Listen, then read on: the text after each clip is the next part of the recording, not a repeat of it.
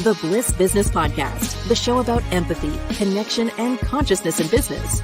Today's episode is brought to you by Zero Company, your paid search, social media, and programmatic ad experts.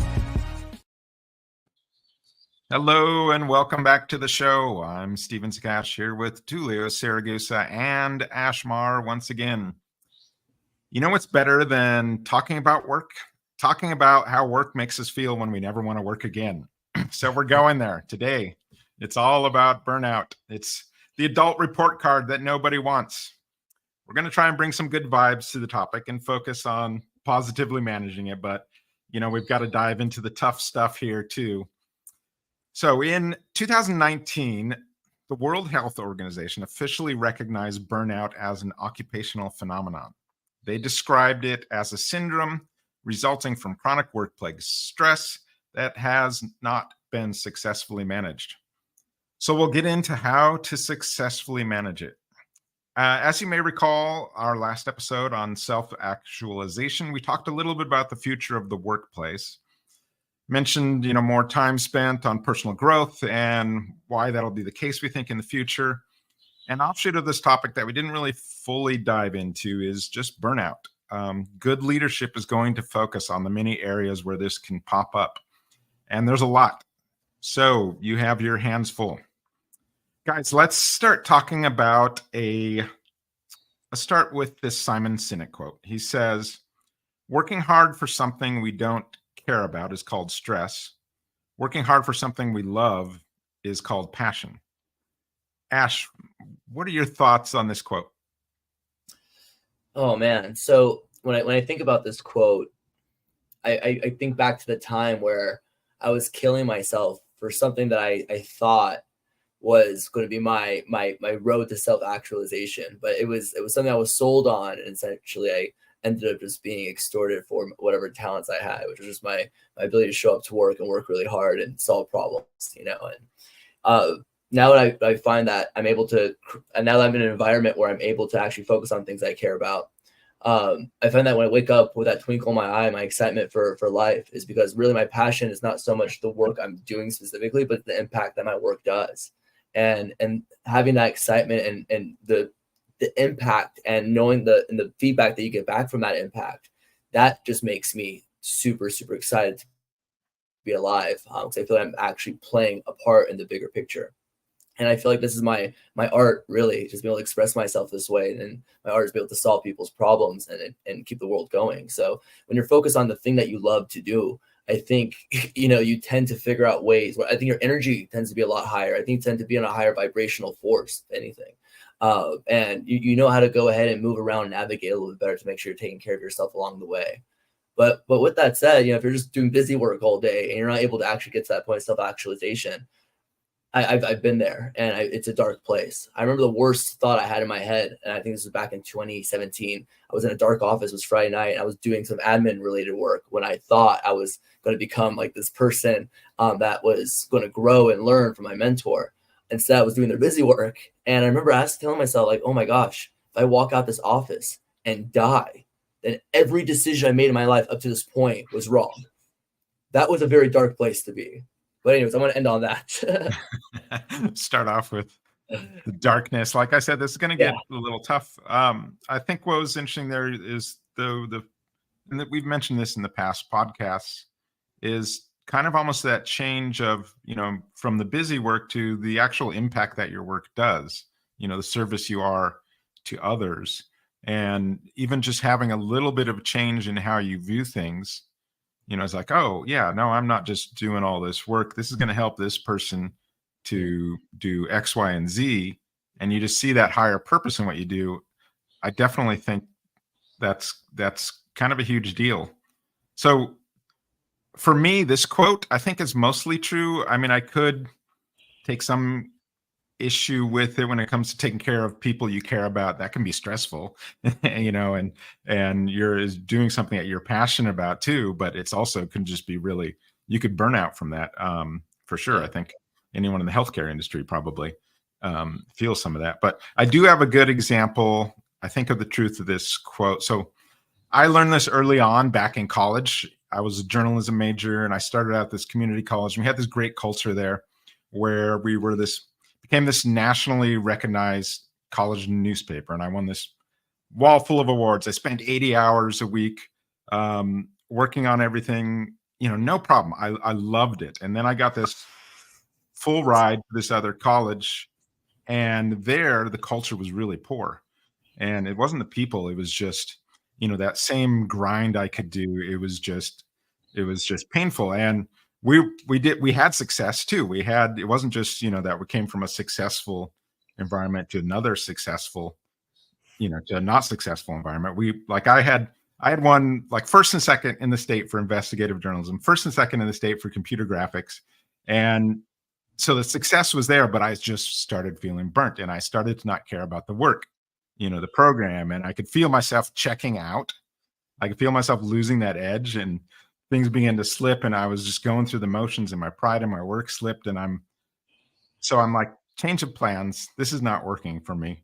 So I transferred to another school. This is the best journalism school in the country. It was not a free ride. So, I was going to lose not only the free ride, but I was going to lose about 30 hours in credits that won't transfer. But I was able to make up some of that with scholarships and things like that, and get out of this school without any loans and debt. So I was still able to pull that off. But one of the big shifts in that transfer, it was not just the culture. I just kind of reviewed what I liked and I didn't like. And I did not like that graphic design work.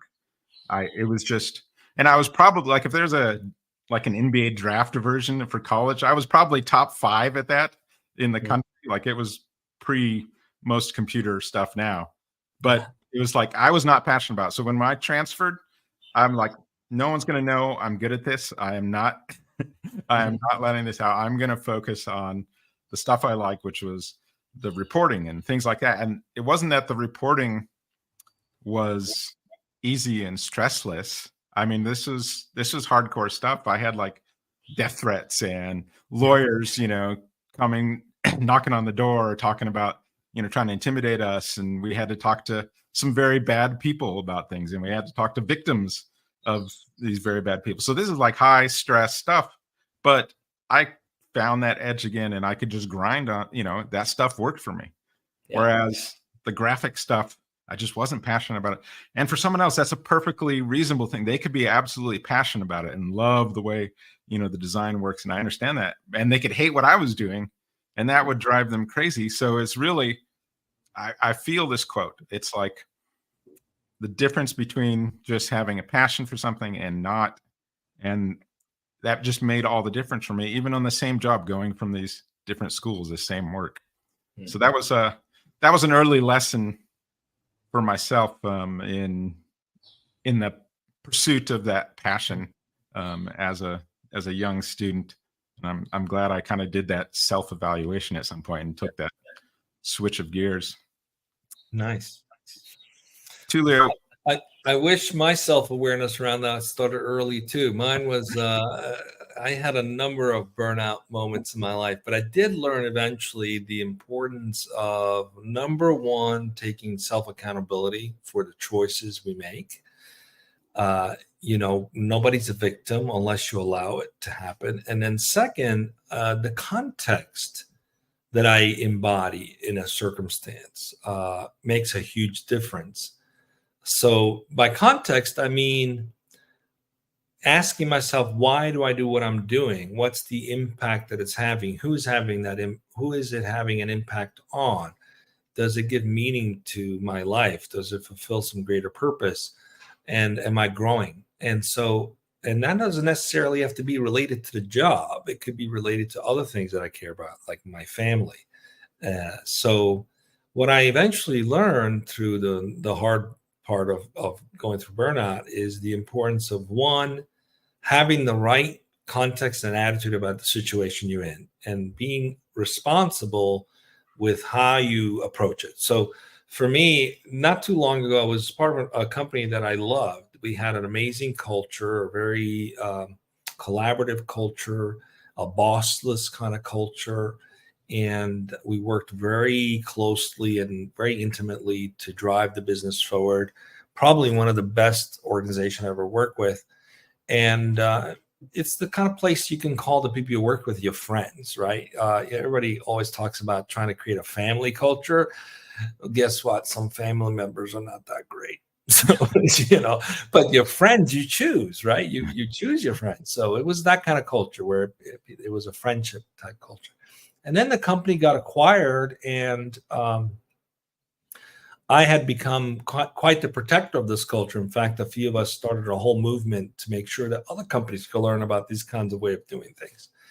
And so the company got acquired, and a few of the members said, you should go be the CMO of the new company that's acquired so that we can make sure that the culture survives, And I did. I pursued it, and I put a lot of the elements of the culture in place. But I realized this was going to be an uphill battle, so to speak. This was a very different ownership, different model. They weren't necessarily into this kind of it was more corporate command and control, fiat type hierarchy. And I was like, yeah, that's not going to work for me. And I don't think it's going to work for a lot of us. And I stuck with it for a while, and sort of in denial of what was happening. And I was holding on to the past, and many of us held on to the past. And as we were holding on to the feeling of the past and realizing the present was different, you start to develop some resentment. And if you let resentment build up over enough time, you start to really burn out, because you're doing things that you not only not like, you're resenting doing it. Mm-hmm. So you feel like a victim, you feel like you're stuck. It's not a good feeling. And I think ultimately what causes burnout is just a lack of a sense of being appreciated, which happens in your personal life and your business life. But that sense of lack of being appreciated sometimes is self-induced. It's not always real. So I eventually left the company and decided to go in a different direction with my career, being more entrepreneur. But I learned something a few years later. I look back and I'm like, was it really that bad? Not necessarily. It was different. It wasn't what I was used to. But the culture itself wasn't awful. It's just that I was so fixed minded about how it was that I couldn't allow myself to accept what it is now, for what it was becoming. And so I had high expectations that I held on to. I didn't shift my context into what does it really matter? I mean, maybe it's not all about just a job. Am I being just singly dimensional? Maybe I need to focus more of my attention in other areas that I do this for, right? So I analyzed back and I realized that you have to maintain agency. Number one, you are in charge of your life. You have to make choices based on that agency, but also you have to shift your context about what is fulfilling to you. It may not necessarily be the job or the people you work with. It might be what it allows you to accomplish, whether it's perhaps a high-paying job, but not necessarily fulfilling, but it allows you to do things like help maybe your elderly parents or a child that might have a handicap or what have you, right? So you shift your context towards what matters, and then you can help avoid burnout. So those are the key lessons I learned is maintain agency. You're not a victim. Make the changes you have to make if necessary. And if it's not possible, change your context. Appreciate what you can. Refocus your attention on those things that fuel you. But don't get stuck and fixated in the feeling of disappointment, because that is a sure path to getting to burnout for sure. I have to piggyback off of what Tullio said, because I remember as soon as I went into the freelance world and the entrepreneurial world, I started to understand and have empathy for that person that was tyrannical and the way he managed things. So I realized sometimes when you're in a burnout situation where everything of the whole world's on your shoulders, you feel like you may not always answer things in the way, or you may act out of character at times when you're in extreme stress situations. So when I was able to rekindle that relationship in the future, I came from it from a entrepreneurial understanding, and I was able to have that empathy. But to your point, it was like remove the victim. I wasn't a victim. If anything, I gained a great opportunity, learned a lot of lessons, and I could understand that not everybody's perfect in how they do things. Neither was I. Just being more mutable makes a big difference too. I mean, this is why, for example, people who go through divorce, they end up, their performance at work suffers because they're feeling this sense of failure or disappointment in a circumstance or lack of appreciation, and it spews over into your work life. So your energy, your context is already sort of defeated, And then you just see everything wrong too. I mean, I'm not picking on people getting divorced. I'm just using that as an example that anything going on in your life can trigger a sense of disappointment, which could snowball into a major problem. And so being fixed-minded about things and having expectations that are fixed-minded doesn't help. And life is a constant change. So I've learned to just, accept things for what they are, see the good in it. And if it's something you could change it. If it's something you can't change, if you can change your context, do it. And if you don't, remember you have agency and you're worthy, and you could just leave that situation behind if you had to, right? But making those choices, no one will make those choices for you. So to a certain degree, burnout is something we are personally responsible for, whether we want to admit it or not. We are personally responsible whether we reach burnout or not. And sometimes we just take on too much too, which is also being personally responsible for taking on too much. There's a lot there. I mean, for sure, we did the whole podcast on resentment, remember? And I think one of the things we talked about there was also that agency. It's like, there's things that you can control, and you can control how you look at something. And there's a whole ton of stuff that your coworkers and your company can be doing that is going to cause that resentment. And what happens with that is it just becomes this emotional fatigue that goes along with it. And that's where the burnout gets. And Tullio, you talked about like divorce and things like that. There's a lot of this emotional content that comes to play here that just can be dragging you down. And it can come from personal life. It can come from work culture. It can come from all those resentments in both those places. We talked about that in the resentment podcast, is these different ways resentment kind of arises. And it is one of those big drains. Let's talk a little bit more on some of the different causes here of resentment. I know, or not of resentment, but of burnout. One of the big ones that I think most people kind of mention is the work-life imbalance going on there. And again, that can affect the home, what's going on in the work.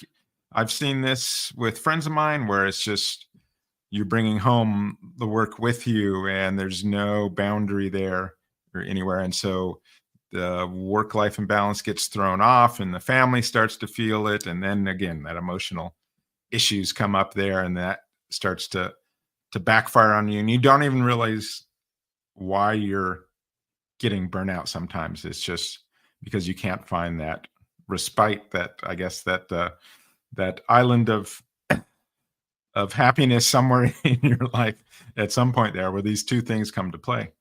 What do you guys have any thoughts on like the work-life imbalance portion of this?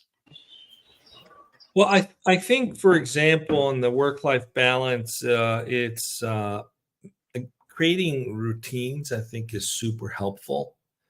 Being very disciplined with how you manage your calendar can be very helpful. Make sure you put breaks in between things. Try to avoid booking appointment back to back. There's so many little elements that can make a big difference in just maintaining agency. It's not about squeezing in as much as you can in one day.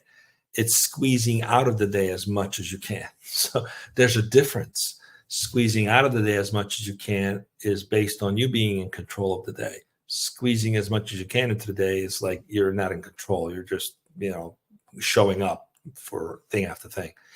And so, and also people, for example, who work from home, I know we'll talk about some stat around that. Have some routines around that too. Like I've gotten into the habit, I leave the house and I come back to the house at the end of the day. There's just to have a disconnect, because otherwise you don't know when to turn it off. You just keep going, right? It's the one thing about commuting to an office is that you get a little routine on your commute, whether it's listening to music or a podcast, same thing on the way back. So there's these moments of like where you could turn it on and turn something else off. Turn it off and turn something else on. So you could do that if you work remote with having routines. And if you're at the office all day, have those same routines. Go take a 15-minute walk in between the shifts in the morning. There's a reason why certain jobs have breaks, right? In construction, there's a break, in the morning, there's a lunch break, and there's a mid-afternoon break. Otherwise, you just burn out doing that too. So, but office and knowledge workers don't tend to do that. It's like, just go, like squeeze it all in. And then you're at the end of the day, just drained out, right? So you can't do that. You got to build routines. So for me, it's about having routines that work for you, that break the day up. Don't be monotonous. Don't do the same thing, because that's a sure way to burn out too.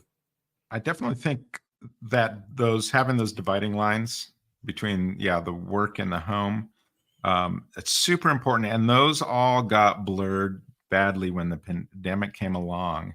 Ash, what kind of stats do we have just on sort of the risk of burnout, I guess, here for remote working? Here, I'll tell you right now. Let me pull it up.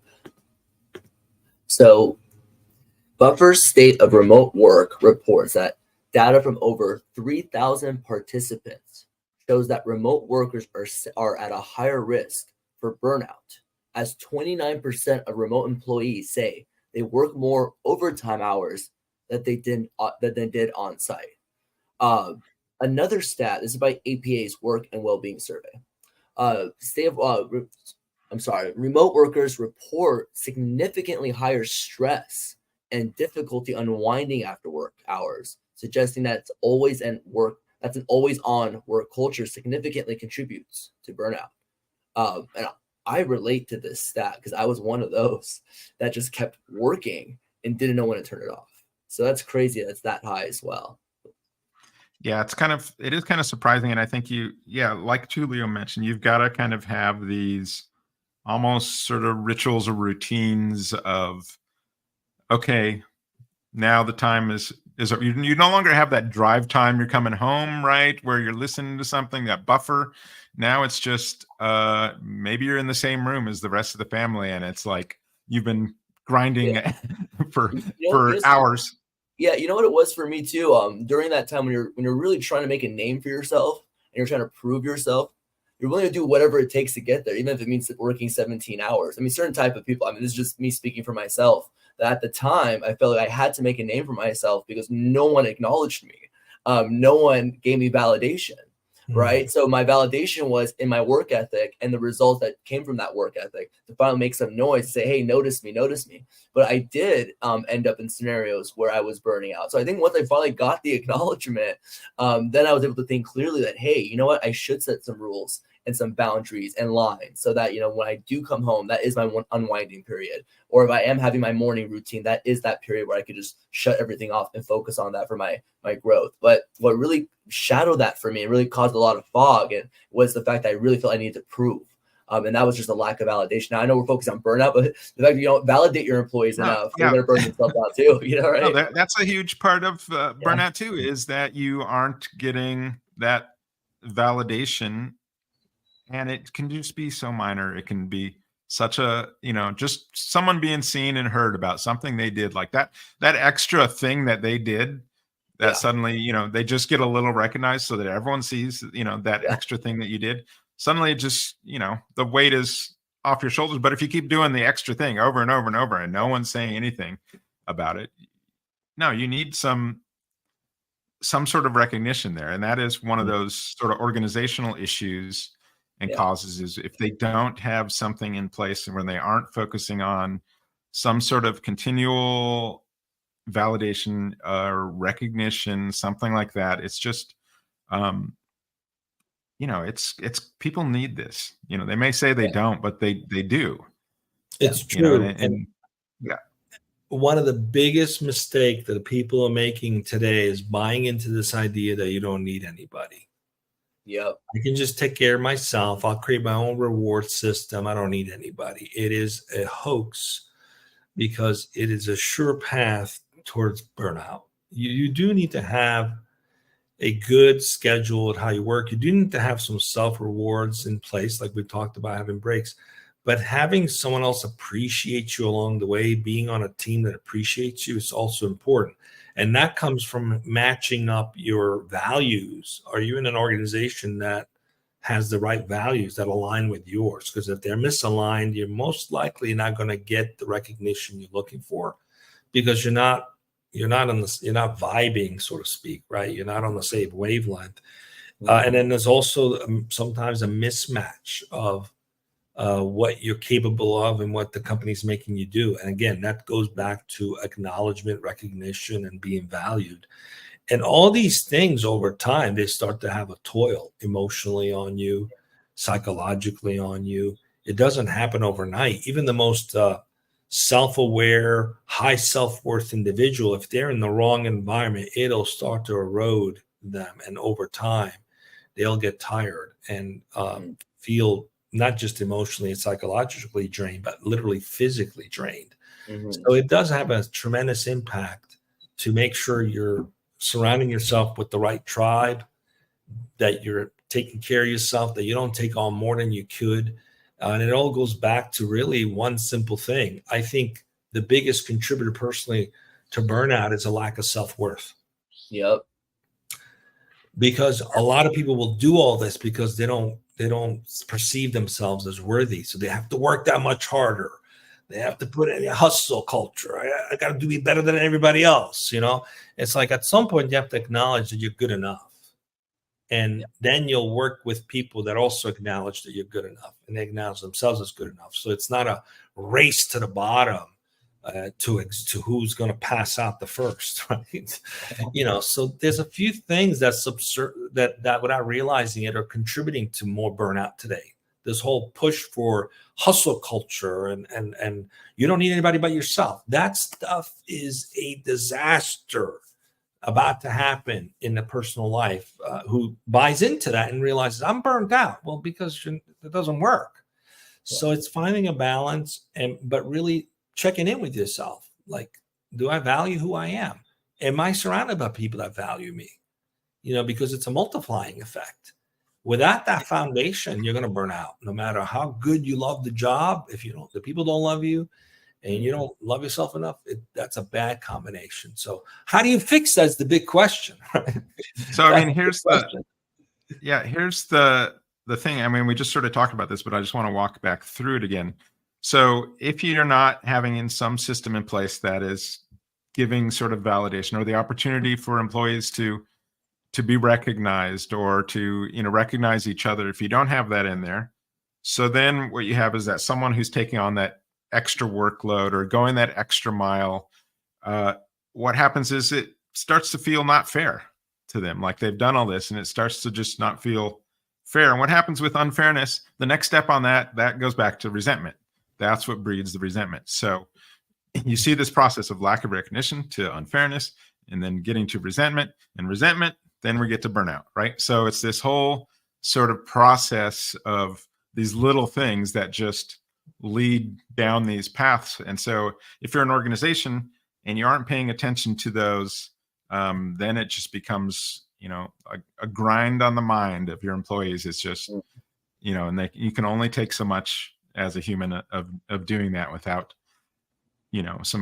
some decent recognition or validation. And sometimes it's the opposite. You end up with having that toxic environment on top of that, right? So this is another areas where you just got this, toxic environment. There's just conflict. There's lack of cooperation among coworkers. And then you get that emotional exhaustion when you're dealing with that. I've seen that when collaboration is poor, and we'll probably be talking about that next week on the teamwork a little bit. But when someone's not a good collaborator and you're not a good team member and you get this dysfunctional dynamics going on there, here comes all the emotional baggage that comes along with that.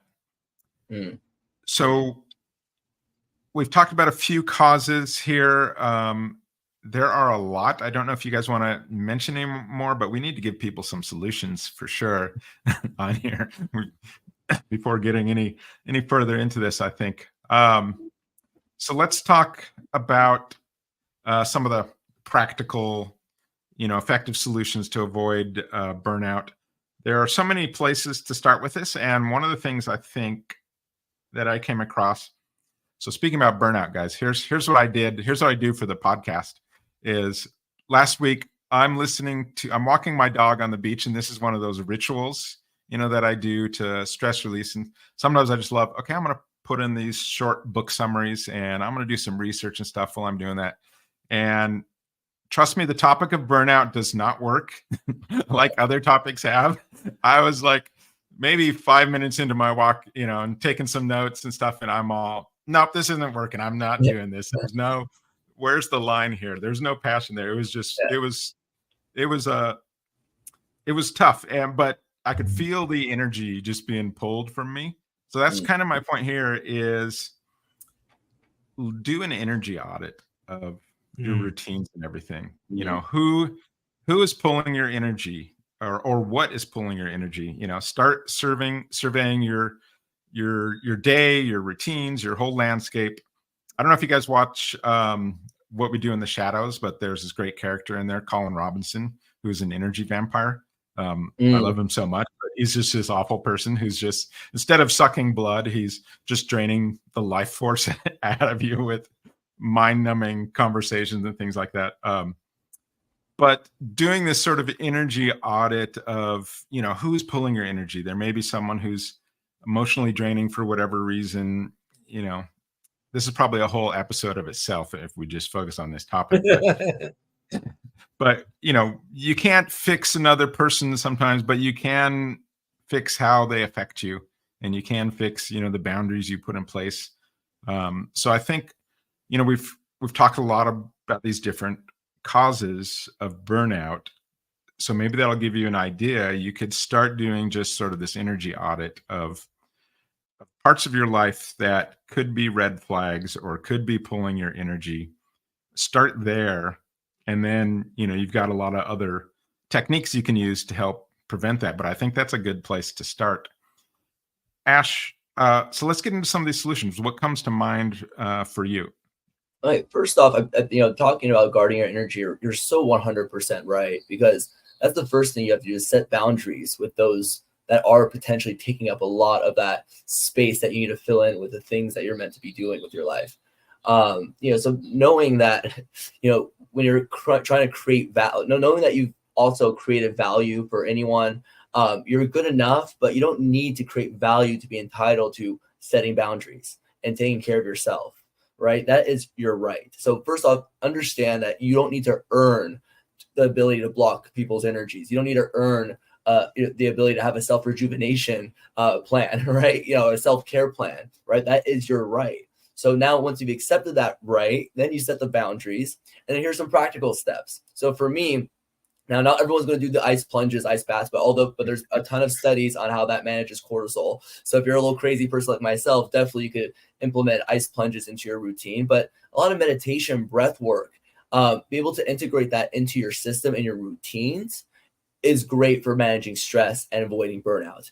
But first, you have to buy in that you need to have this plan and system in place. If you're not bought into it yet, or you're in an organization that doesn't allow you the ability to set those routines in place, then you need to really reassess your situation. I think that was my biggest challenge with the certain organizations I had worked with in the past, that I wasn't able to create those routines that I was learning from people that were 20 years ahead of me, managing their own stress in everyday life, right? So that was one of the big resentments I had. Like, why am I not allowed the right to live the life like this person that I respect, or this person that I look up to, and so on and so forth? Why is it that I'm not given that right? But the whole time I was victimizing myself, right? Yeah, let me talk briefly on that meditation. So I meditate daily. But those book summaries I talked about listening to. So I've probably listened to 1,000 book summaries. And if you do that, hundreds and hundreds and hundreds of those have a chapter on meditation of some type, and for different reasons too. It's not just for, one reason or another. They've got, 100 different reasons why it's good to have meditation, practice in your life. So it's like, even doctors I've talked to mention it. It's like, well, you can do this and this, or you can meditate, so it's like, so most people don't want to do that. Yeah. I mean, I'll even add meditation when life comes at you hard. So I'm an avid meditator myself. I found that over time, I've been able to handle stressful situations, or the craziness of life, or someone saying things or coming at you in a certain way. Before meditation, if certain things were triggered, you become reactive, right? So I've been able to control the reactivity through meditation. But I believe also the reason why is because it does manage your cortisol levels. So it is something that I highly recommend you enter into your routine if you're not already doing it, because life is crazy and it will only get crazier. So it's a key self-care practice, like you mentioned, Ash. I mean, you got to have these self-care practices. You maybe don't have to do the ice plunge like Ash, but only if you're crazy. I'm just kidding. But for sure, it's some of these self-care practices, I think, just to make a routine of your daily life. And then something else you mentioned, Ash, and I forget what it was, but it made me think of this: embrace uncertainty in your life. So uncertainty is kind of this space for growth. It's, you can learn to thrive in that unknown space if you just kind of settle into it. A lot of people, this is where you're getting that stress from, is you're either thinking about the future, and getting anxious about something, or you're thinking about the past and you're thinking about all these things that could or did happen. But if you just sort of embrace the uncertainty and you kind of step into the circus and just watch it all around you, and just enjoy it for what it is sometimes, enjoy the roller coaster instead of trying to fight that ride. I've got this Joker poster over my shoulder here. And me and my friend kind of made up this philosophy. We just call it the way of the Joker. But one of the huge things is embracing uncertainty, because like a Joker is just masterful in this realm of the uncertain, among other things in there. But it does just remind me all the time. It's like, you can't control everything, dude. You think you can, maybe, but you don't know. There was this philosopher on Instagram, and I'm going to try to find that video so I could definitely give him the credit for that quote that I listened to, but it was really fascinating. He said, the more uncertain, the darker your path becomes in front of you, the more you are going towards the right direction.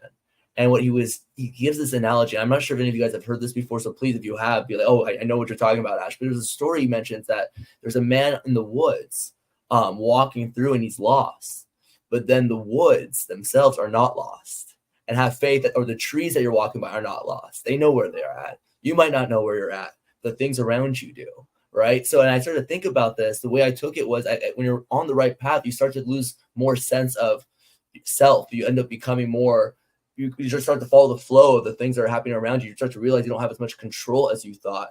But are you following the ways of nature, right? Are you in the ways of nature? Are you able to work with other people? Are you able to have the empathy that understand that we're all part of this collective consciousness? Once you kind of have all this acceptance, you're now just floating, right? You really don't know what's in front of you, but things start to come to you in really special ways. And I think at that point, it's because you're receptive and you're actually in the state that you're supposed to be in, which is, just you're following the ways of the force, as they would say.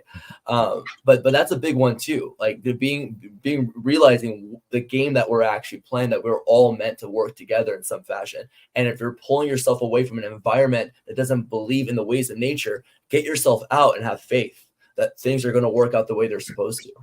The great story, Ash. And one of the things it reminds me of, one of the points in these books that I was, listening to was like, most of them all said the same thing too. You bring up nature. It says, get into nature. Yeah. Right. That's another one. Right? Just you brought that up, and it's a valid point. It's nature. Like, take time to get into nature. Like Tullio said, you could be working at home all day, but you step out at the end of the day or something, right? Get into nature. Watch a hummingbird for like 5 minutes. Right. There was a quote by Jordan Peterson. I read it. He said that, it's understood scientifically that when we're outside in nature and in the trees, that it actually makes us happier in life. And that's also proven scientifically. The more we stare at our screens, it actually depresses us. And yet we are still willing to settle for that life. Yeah. Like we're willing to still, there was a word he used and I can't think of it now, but he says, I'm going to just use settle, because that's really what you're doing. You're choosing that life, knowing that you need that, right? And that people are just willing to deal with what's in front of them. So I think really knowing that as a human being, your best self, your most self-actualized version of you is most impactful, and you just having the faith that that's where you need to be, I think things will just start to come towards you. I've seen it in my life, and I'm sure you guys could have examples of that as well. Just having that faith. I think it's also important to invest in yourself.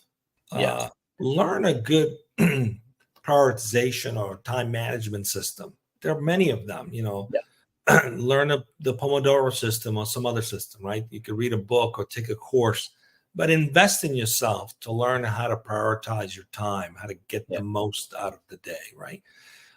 So you have some discipline, including weaving in breaks and communing with nature. Yeah. And the other part is to really sort of get help, build a support system around you. And get help doesn't necessarily go get therapy. It could simply be your spouse or a friend or someone that loves you that you say, you know what, once in a while, I need someone to pat me in the back. Yeah. Don't be afraid to ask, I need a patting in the back, or even your boss say, hey, I need some recognition once in a while. It makes me feel good. I don't think we do as good as a job expressing what we need sometimes. We just assume I have to get all the stuff that's expected of me, but we don't do a good job expressing what we need. So invest in yourself on a good time management system. Don't be afraid to express what you need.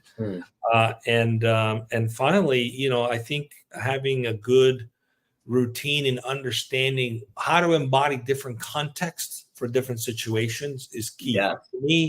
For me, learning the 4 archetype was so life-changing, and how to step into the archetype based on the circumstances of life. You guys were just talking about the Joker, the magician, right? The magician archetype thrives in the unknown. And the magic happens in the unknown, because you stay in it long enough, you discover aspects of yourself, aspects of life you would have never discovered if you were rushing to get out of there. So learning to embrace the difficulty, the challenges, the uncomfortable, the unknown can turn out to be a hidden blessing. Yeah. So know when to tap into those different archetypes, and the other one is the king or the lover or the warrior, right?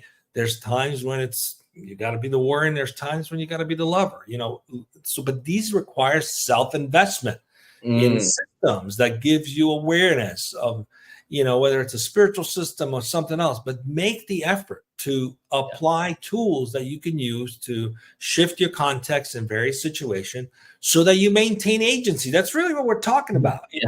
How do you maintain agency? Well, if you've got a good time management system, you maintain energy. If you ask for help, you maintain agency. You're in control of what you need, right? If you invest on learning how to have a good context with different circumstances, then you maintain agency. Ultimately, it's all going to drive your self-worth and make you feel like I am worthy of taking a break or communing with nature or not stressing over this or asking for help or being validated.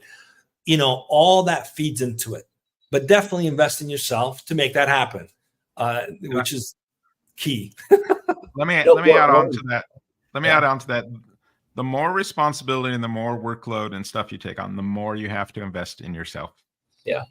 You have to, like, if you think you were doing A, B, and C before, but now you're taking on a whole bunch more, you need to do, D, E, F, a bunch more to help make up for that. And I've really found that out even the hard way sometimes. Like, it's just like, nope, hey, you need to take more time, invest more in yourself, to do some of these things we were talking about. And it's like, if you want to get into a leadership position, you want all those responsibilities and everything, well, also the more responsibility you take, the more workload you take on, the more of this, that, and the other thing, the more you're going to have to invest in yourself to be able to handle it, or you'll find out the hard way. Yeah, no, absolutely. And I have to just, for people there, the people in the audience who are like, okay, how do I get started? What do I do next? I want to just make a really quick point that's, I think, very powerful, very important. The amount of time you're spending in an environment that's burning you out, as soon as you're out of that environment, it's not like everything's going to work out amazing for you. You have to rebuild yourself back up. So going back to Tullio's point of go get the help, go invest in yourself, that's what you should do today. Once you believe in yourself and have faith that you have a right to the life that you're meant to live, and if that environment's not conducive to it, go out and have the faith that things are going to come your way. But in that time that you're rebuilding yourself, that's the time you invest in yourself. To even have these conversations, we've all been in that place where we were in a dark place and are building ourselves back like Legos. We're now able to give that gem back, right? Because in that investment of ourselves, now we have the information that was able to help us and guide us. So that's a big one. And all this requires tremendous humility and vulnerability. Exactly. Learning to be powerfully vulnerable. If I could recommend a book, a really great book for anybody that's trying to figure this out, Dare to Lead, Brave Work, Tough Conversations, Whole Hearts by Brene Brown. Excellent book about the power of vulnerability, because it takes vulnerability to say, hey, I need a pat on the back. Hey, I need to take a break. Hey, I need to change my environment. I need to honor myself more.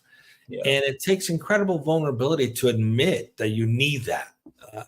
And when you have that context of humility and vulnerability, then you can show up powerfully. And most people who have that typically live more gratefully, are less likely to burn out, because that's another component too. Gratitude is a good key component of where to burn out, which you can't step into if you're just busy all day. It's not possible. So that's a good book. I don't know if you guys have any others to recommend. There's many more, but that one, anything from Brene Brown, watch her TEDx talk.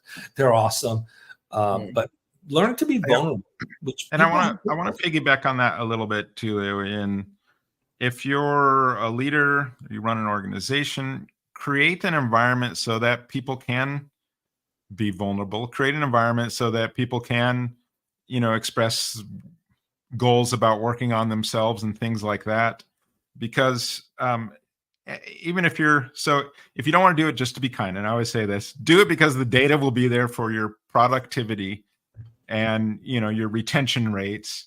Invest in your people's mental health and think about all the different areas where work can drag against that.